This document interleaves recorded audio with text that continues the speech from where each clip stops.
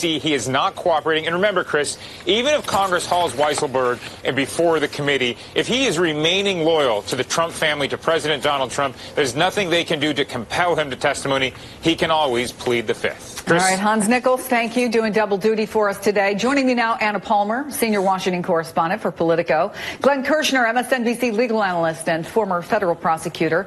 And here on set for the hour, Ben White, chief economic correspondent for Politico, and Republican strategist Evan Siegfried.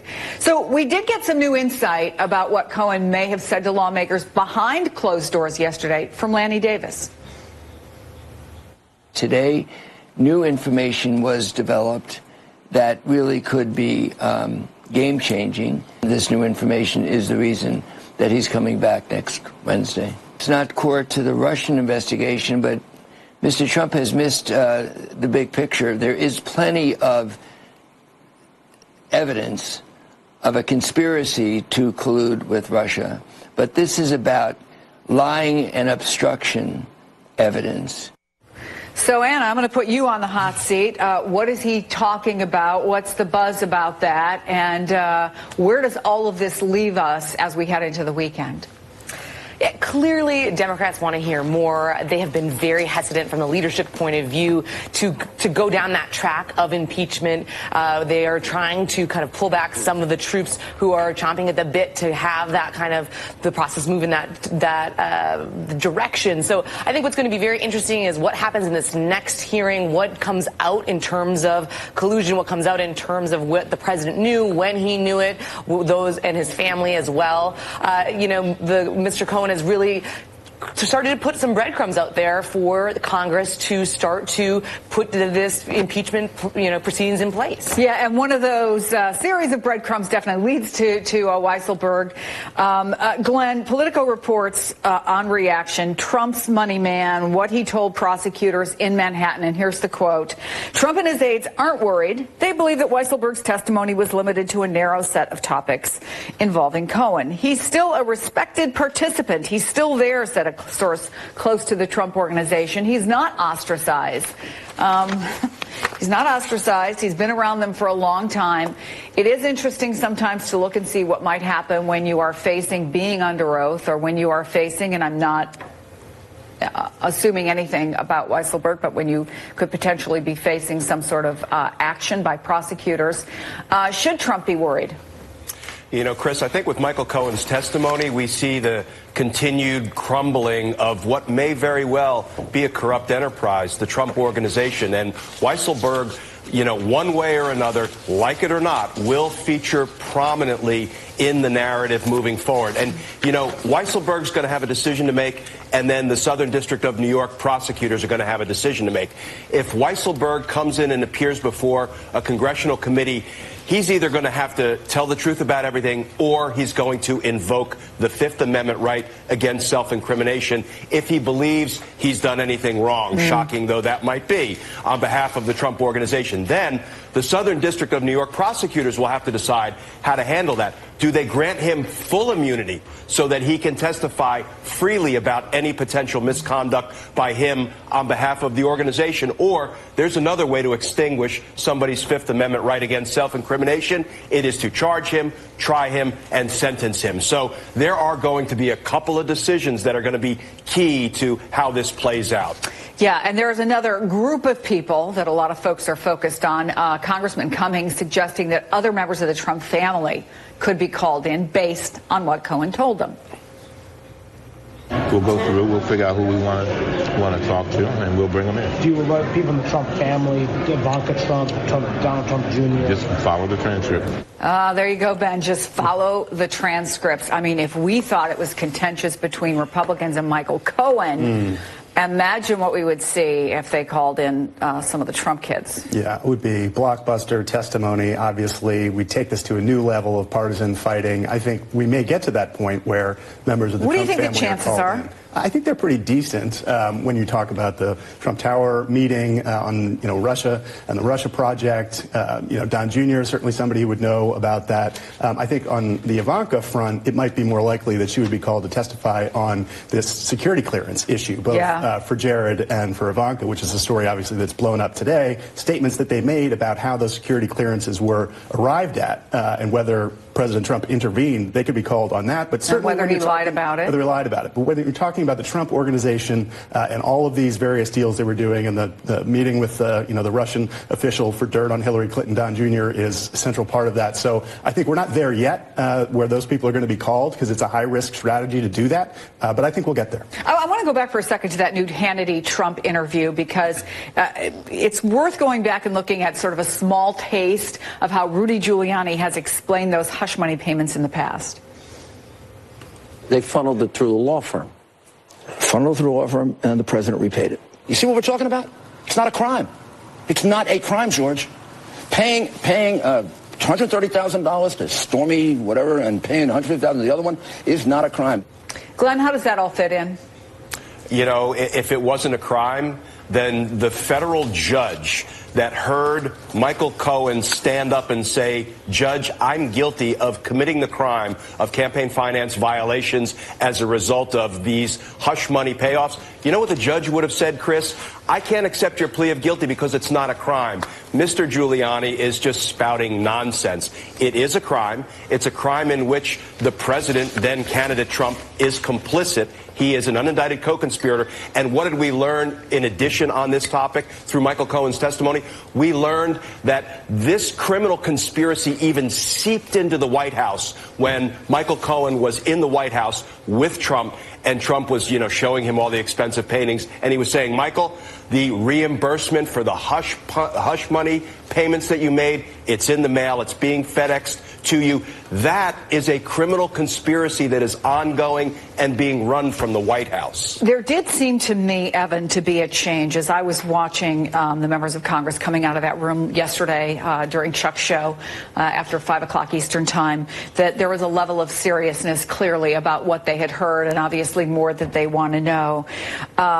What's the priority of Republicans now? Is it just, and I think there's at least 6 more of these different types of hearings that are set up at this point, just protect the president at any cost, because frankly he's got a near 90% approval rating with his base and we'd be crazy to go against him? Or what do you do if you're a Republican in this case? They try and protect the president by going out and poking holes in the story. That's why we heard about the Michael Cohen book deal. Are you lying so much? What's your motivation here? Do you want to get money out of this? Yeah, I'm not even sure. I'm just going to maybe quibble with your wording. That's not poking holes in his story. No, I wouldn't say it was, but it's to create doubt among the Republican base. Because let's remember, at the end of the day, if we go to impeachment, you have to, I don't think a Senate Republican will be voting to impeach the President of the United States if the public is going to hold them responsible and throw them out of office. Because remember, members of Congress on both sides of the aisle are self-interested in preserving their own power. I think that what we're going to see here, especially now with Alan Weisselberg coming in, he's been with Donald Trump since the days of disco.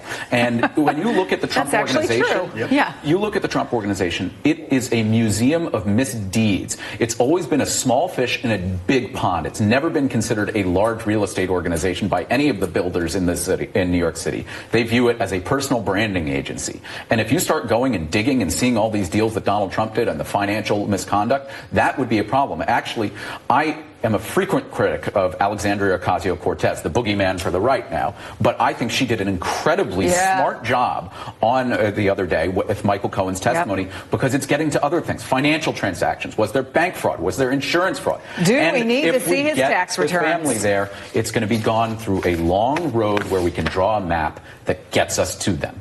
Anna Palmer, Glenn Kirshner, thanks to both of you. Ben White, Evan Siegfried, you are going to deal. They're trying to get rid of all the cows. They want to take your pickup truck. They want to rebuild your home. They want to take away your hamburgers. They want to take away your hamburgers. A reference to in the Green Deal what is some legitimate science about what it takes to produce beef in this country on a large scale. But it plays to the base. It does play to the base, but I do think that members who sponsored the Green New Deal did make a big mistake by putting in their talking points cow flatulence as a severe threat to the climate. Now, listen, I'm a conservative. I've been to CPAC, and it can be a rock star environment. But what we're seeing right now is the degradation of conservatism. CPAC used to be where we'd go out and have conservative intellectual conversations. Right now, we are treated to the intellectual yammerings of such heavyweights as Jacob Wall, Charlie Kirk, Candace Owens probably doing a seminar about why Hitler was misunderstood. What's next? Next year, Mel Gibson talking about why the Jews are bad? I mean, we have seen conservative intellectualism boiled down to its dumbest form and showing the exact opposite of intellectualism. And if you talk to actual conservative intellectuals, they're not at the Gaylord Center in Inner Harbor, Maryland. They are sitting at home and mocking this, and they're also depressed.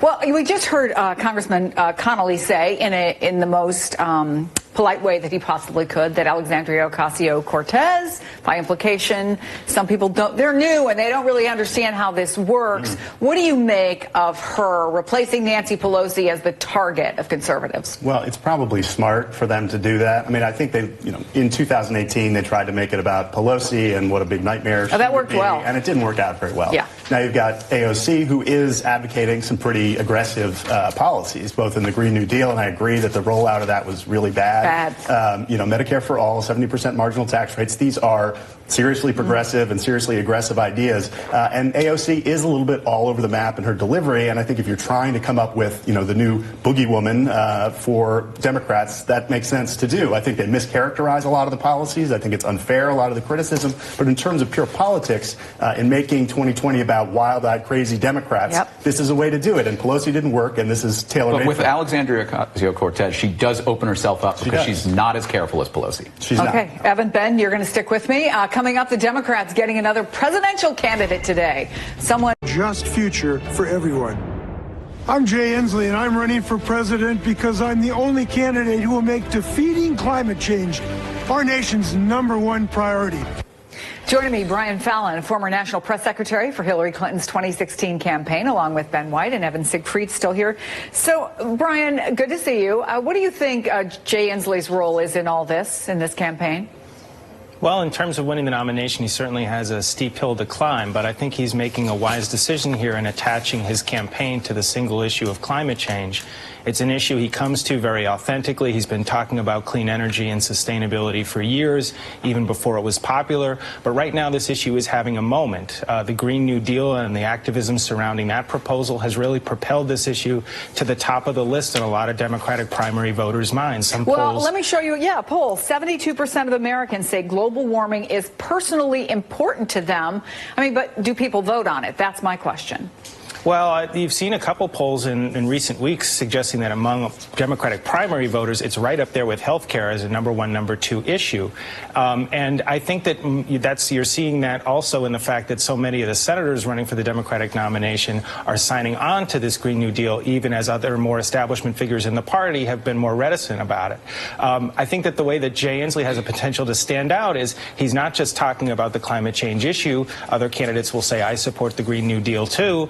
But he's actually taking the step as an outsider, somebody not from the Senate, to say that I think that if we're going to be serious about climate change, we're going to need to get rid of the filibuster and reform how the Senate works so we can get this proposal passed in 2021. You haven't seen any other senators go as full-fledged in calling for the elimination of the filibuster there. So I think that the pairing of his advocacy on this very popular issue among Democratic primary voters, plus his willingness to shake things up in Washington to try to actually get it done, may help him stand out. Yeah, the other thing that I would say, and again, I don't know how much this would play into it, but I hear from a lot of Democratic voters that the thing that Donald Trump taught us is that experience matters. And he has a long political resume, right? Governor of Washington since 2013, 8 terms in Congress, but how far does that take him, Ben? I don't think it takes him very far. I mean, it's going to be tough for him to raise the kind of money that he's going to need to compete in this field. He does not have that national name recognition, but, as Brian was saying, does he help drive the conversation? He helps drive the conversation, brings the environment front and center, and perhaps maybe peels away some supporters from somebody like Bernie Sanders and ultimately helps somebody like Joe Biden. Wow. Yeah, I think he's also going to face some questions from other Democratic contenders. They're going to say, you're running on climate change? That's great, but look at your record on it. You tried to pass a carbon tax 3 times in 2 years with a liberal legislature that was in your pocket. Couldn't do it. Yeah, all right, so speaking of Joe Biden, he's walking back comments he made just yesterday about Mike Pence. He was talking about how the international community had reacted. Remember how they reacted to Pence during his speech at the Munich Security Conference earlier in February? Take a look. It was followed on by a guy who's a decent guy, our vice president, who stood before this group of allies and leaders and said, "I'm here on behalf of President Trump." And there was dead silence. So the criticism from the left was swift on him saying decent guy. The former New York governor's candidate, Cynthia Nixon, tweeting, "You've just called America's most anti-LGBT elected leader a decent guy." Then Biden responded, "You're right, Cynthia. I was making a point in a foreign policy context that under normal circumstances, a vice president wouldn't be given a silent reaction on the world stage. But there's nothing decent about being anti-LGBTQ rights, and that includes the vice president." I don't know, Brian, is this what Joe Biden is going to be facing? Are we in an era where you cannot even say that somebody from the other party is a decent guy? What do you make of this whole thing? Well, people talk a lot about, with Joe Biden, Bernie Sanders, people talk about age. And in one sense, age is a number, right? But in another sense, generationally, I think the party's in a very different place than the Joe Biden era that when he was sort of a key senator in the 1980s and 1990s. So Elijah Cummings shouldn't say about Mark Meadows we're friends? No, but I think that Joe Biden has to expect that he's running in a Democratic primary in 2019 at a time when Democrats are outraged about the Donald Trump presidency. And the idea that, Joe Biden spoke at Strom Thurmond's funeral and eulogized him, the idea that he was seen as indulging certain Republican lines of inquiry at the Anita Hill hearings in the early 1990s, these are going to be issues that get litigated. And these, it is that aspect of Joe Biden's personality, his sort of focus on civility, that would make him very electable in a general election, but I think it will give him a hard time in the primary. Tough in the primary. Brian Fallon, good to see you. Ben White, Evan Siegfried, thanks for being with me for the hour, and we'll be right back. Curious. What is it, Doc? Well, I'm not quite sure, but I'd like to prescribe my proprietary elixir. Dr. Turner's elixir, as in you, Dr. Turner? Yes. And you say this stuff works? Well, it works for me. What if doctors were like most financial advisors?